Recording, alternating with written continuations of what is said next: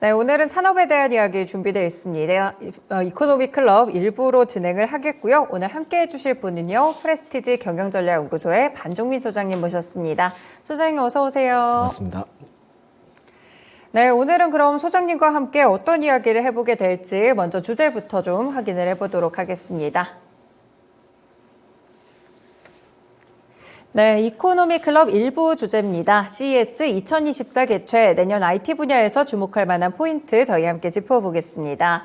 네, 본격적인 주제로 좀 들어가기 전에요. 일단 내일 발표가 될 일정들이 상당히 많은데 미국의 3분기 GDP, PC 다 나올 예정입니다. 일단 예측치에 대해서 좀 알아보면서 저희 시장에 대한 온도부터 함께 재볼게요.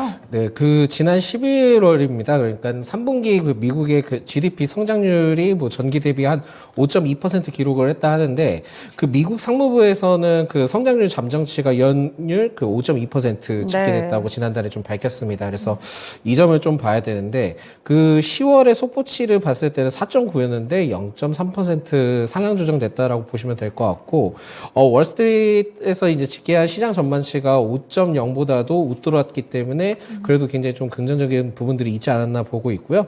그 당시 때는 코로나19 대유행 이후로부터 어떻게 보면 기저 효과로 인해서 7%의 성장률을 기록을 했던 게 2021년 4분기였습니다. 네. 그 이후로부터 가장 좀 높은 수치였다라고 보시면 될 것 같은데 미국의 이제 GDP의 경우에는 저도 좀 헷갈리는 게 속보치가 있고 잠정치가 있고 확정치가 있거든요. 맞아요. 네. 그러다 보니까 이제는 확정치에 따른 지금 내용이 이제 나올 때가 돼서 오히려 최종 수치의 성장률을 유지를 할지가 제일 좀 중요하지 않나라고 보고 있고 여기에 대해서는 이게 지금 국내 증시에 영향이 좀 있을지는 좀 더 체크를 해봐야 되지 않을까라는 말씀드리겠고요. 네.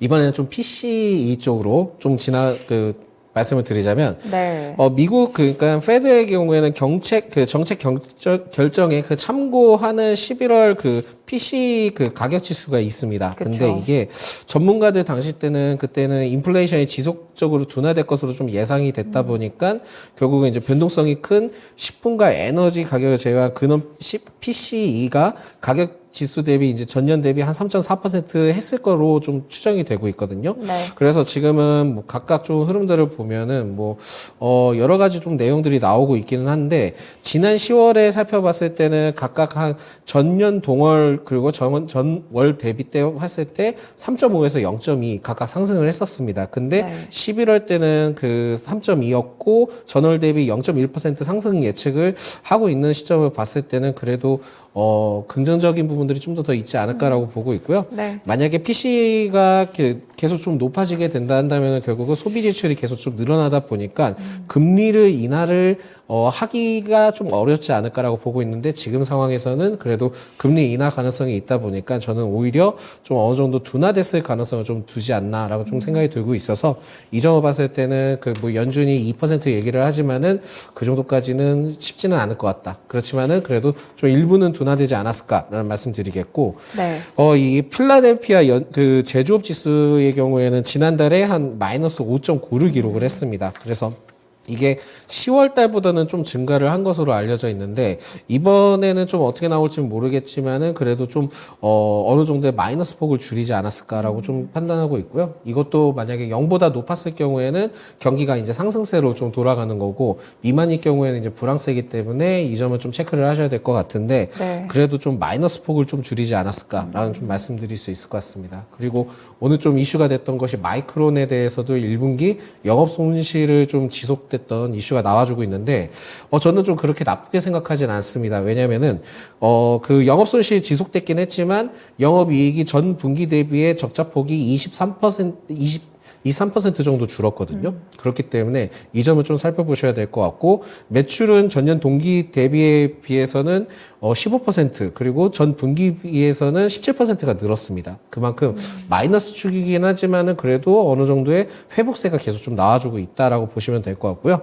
전체적으로 좀 개선이 되고 있기 때문에 이것을 통해서 봤을 때도 반도체 업황에 대한 기대감이 아직까지는 좀 더 남아있지 않을까라고 보고 있고 좀 디테일하게 파악을 해보니까는 그 디램 매출의 경우에는 34억 달러, 그러니까 네. 전체 매출의 73%를 차지를 했는데 전 분기보다는 한 24% 증가를 했고요.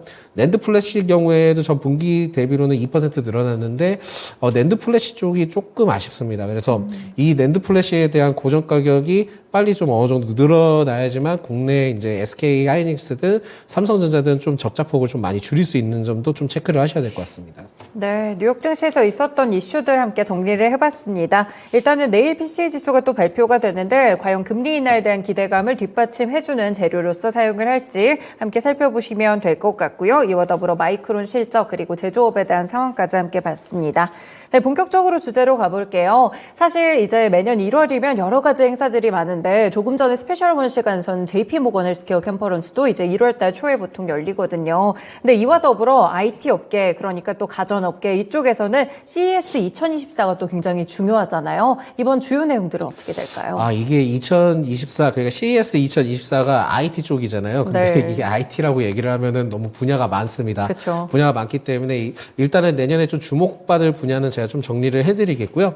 CES 2024의 경우에는 이제 내년 그 9일부터 1월 9일부터 12일 라스베가스에서 이제 개최를 합니다. 네. 그리고 그 세계 최대 IT 가전과 관련된 그 전시회이기 때문에 이 점을 좀 살펴보셔야 되는데 이게 지금 CTA라고 있습니다. 그러니까 미국 소비자 기술 협회라고 있는데 여기에서 뭐 기술과 디자인이 우수한 제품에게 주는 뭐 혁신상을 하는 그 수상을 하는 건데 이 혁신상에 대한 내용들은 사실 계속 좀 많이 있었습니다. 네. 그래서 이 부분에 대해서는 뭐 본격적으로 뭐 부각을 뭐 디테일하게 받기는 좀 어렵긴 하지만은 그래도 우리나라 기업들이 많이 이제 혁신상을 수상을 했다라고 보시면 될 것 같고 지금은 뭐 내용들을 봤을 때는 그 AI와 모빌리티 그리고 푸드테크 농업 쪽에도 기술을 중심으로 좀 전시가 열릴 가능성이 높다 보니까 네. 이거를 통해서 어떻게 보면은 그 추가적인 뭐 MOU나 뭐 추가적인 계약들이나 이런 것들을 좀 챙겨보실 필요는 있지 않을까라는 말씀드립니다.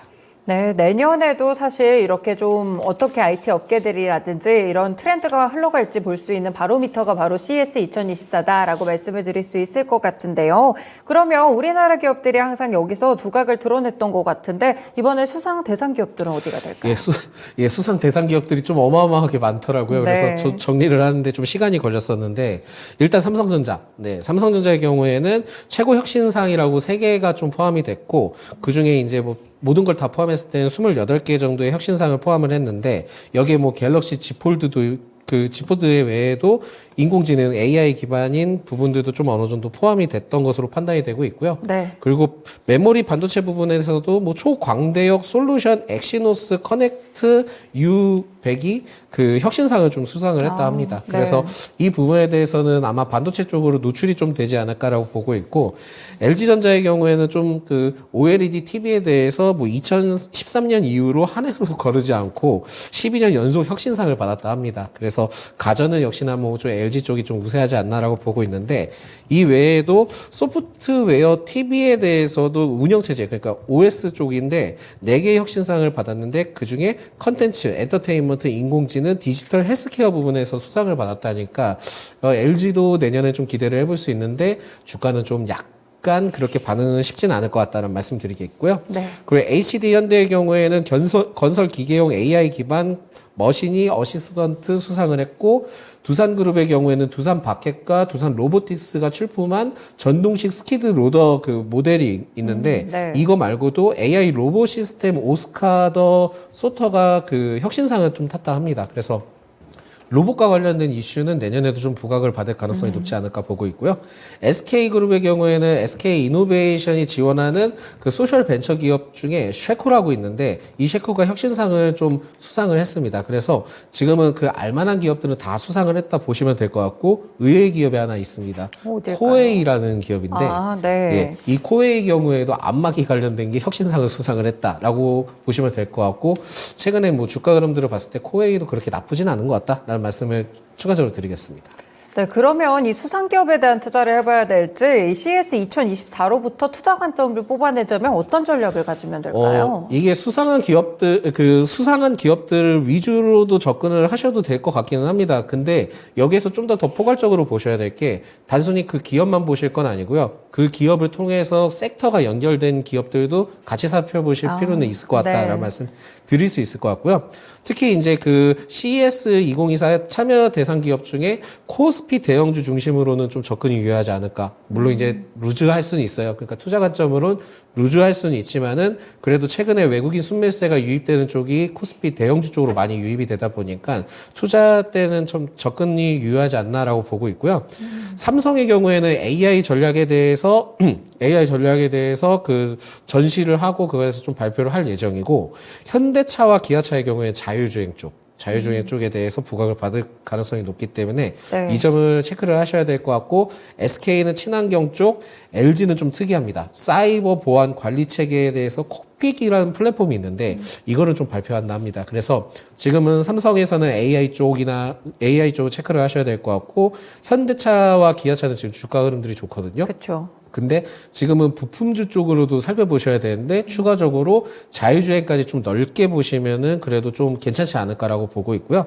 SK 쪽은 일단 접어두고 LG 쪽에 대해서는 사이버 보안 관리 체계에 대한 콕핏 플랫폼에 대해서는 좀 살펴보셔야 되는데 LG는 로봇도 있기도 하지만은 가전제품도 있잖아요. 맞죠. 근데 사이버 보안 플랫폼에 대해서는 저도 좀 궁금합니다. 그래서 사이버 보안 쪽에 대해서도 앞으로 좀 관심을 가져볼 필요는 있지 않을까라는 말씀드립니다. 네, 알겠습니다. 대형주 중심의 접근을 함께 또 전략을 추천해 주셨는데요. 그럼 마지막으로 IT 관련해서 이 섹터를 주목해 본다면 어디 보시겠어요? 이게 지금 좀 여러 가지 분야가 있기는 한데, 지금 전일에 정부에서 좀 발표를 했습니다. 그래서 과기정통부에서 12대 국가전략 기술을 좀 발표를 했었는데, 그 발표를 한 내용들이 굉장히 좀 많았습니다. 네. 많아서 지금 뭐 뒤에 이렇게 자료가 나와 있지만은, 여기에서 지금 살펴보셔야 될 것 중에 IT와 관련된 부분들은 계속 좀 살펴보시고 이걸 가지고 내년에 좀 투자에 접목을 시켜보시는 게 좋지 않을까라고 보고 있고요. 대표적으로는 이제 반도체, 디스플레이, 2차 전지, 첨단 모빌리티 등은 계속 좀 그 포트에 챙겨두시는 게 좋을 것 같고 이에 지금 2차 전지의 경우에도 뭐 업황 회복에 대해서 뭐 부정적인 뉘앙스들이 굉장히 좀 많이 나오잖아요. 근데 네. 여기에 대해서는 좀 시선을 바꾸시는 것도 나쁘진 않을 것 같습니다. 그러니까 작년에 반도체가 정말 안 좋을 때 항상 1분기 때 대두가 됐던 것이 업황 회복 개선에 대한 기대감이었거든요. 그렇죠. 근데 2차 전지도 내년에는 이러한 내용들이 많이 나올 가능성이 높고요. 그래서 뭐 정부 미국에 대해서 뭐 대선 리스크도 있다라고 얘기를 하는데 대선 리스크는요, 지금 부각받을 시점은 아닌 것 같고요. 그리고 지금 뭐 트럼프의 경우에도 지금 콜로라도주에 대해서 출마 관련된 내용들이 좀 부정적으로 나왔잖아요. 그러다 보니까 이거에 대해서는 그렇게 심각하게 받아들이실 필요는 아직까지는 없을 것 같고, 네. 오히려 2차 전지의 경우에는 그 리튬에 대한 가격이 이제 뭐 반등을 찍었던 시점을 가지고 타이밍을 잡기에는 늦을 수도 있습니다. 그렇기 때문에 오히려 지금 업황에 대한 안 좋은 뉘앙스가 많이 나왔을 때는 계속 좀 신경 쓰고 접근을 해보실 필요는 있지 않을까 보고 있고 네. AI와 로봇의 경우에는 중장기적 모멘텀이 좀 지속될 겁니다. 그래서 이 점을 좀 살펴보셔야 되는데 이 외에도 지금 아까 12대 기술 중에 국가전략 기술 중에 좀 내용들이 나왔던 게 이전에 한번 그 통신주 관련된 내용들을 얘기를 했을 때 양자와 그리고 식스지 네. 이 내용들은 계속 좀 살펴보셔야 되는데 이거와 연동을 했을 땐 결국은 자율주행과 사이버 보안도 투자 관점으로 유효하다라고 보시면 될 것 같습니다. 그래서 IT 기업들에 대해서는 그 12대 국가전략 기술에 따른 그 정부에서 발표한 것들을 가지고 좀 접근을 해보시는 게 매우 좀 중요하지 않을까라고 보고 있고 네. 아직까지는 로봇에 따른 그 정부 정책 로드맵 제외하고는 명확하게 이 12대 국가전략 기술에 대한 로드맵이 발표되지 않았거든요. 네. 근데 좀 많이 늦어졌습니다. 그러니까 정부에서 발표한 시기가 좀 많이 늦어졌기 때문에 내년 초에는 이 12대 기술을 가지고 각각 로드맵을 발표할 가능성도 어느 정도 예측을 하시고 접근을 해보시면 좋지 않을까라는 말씀을 드리겠고요. 네. 세부적으로는 이러한 내용들이 있긴 하지만 저는 지금부터는 약간 이게 긍정적인 부분들은 말씀드렸지만은 부정적인 측면도 한 가지 말씀드려야 될 게 결국은 지금 감사보고서 시즌이 다가오고 있기 때문에 기업을 선별하실 때는 꼭 재무 구조를 살펴보실 필요는 있을 것 같고 5G가 결국 6G 관련된 종목들이 많잖아요. 근데 그 기업들 중에서도 재무적으로도 그나마 나은 종목들 위주로 좀 살펴보실 필요는 있을 것 같습니다. 그렇기 때문에 재무 플러스 기업별 이슈를 체크를 하고 접근하는 것이 가장 좀 중요하지 않을까라는 말씀 드리겠고 네. IT의 경우에는 CES 2024도 중요하지만은 정부 정책과에 맞물리고 성장 산업과 연계된 기업들 위주로 살펴보신다 한다면 내년에 투자 관점으로는 굉장히 좀 유효한 그 포인트가 되지 않을까라는 말씀드리겠습니다. 네, 알겠습니다. 오늘 주신 전략 잘 참고해서 투자에 활용해 보도록 하겠습니다. 오늘 말씀 고맙습니다. 감사합니다. 네, 지금까지 이코노미 클럽 1부였고요. 프레스티지 경영전략연구소의 반종민 소장님과 함께했습니다.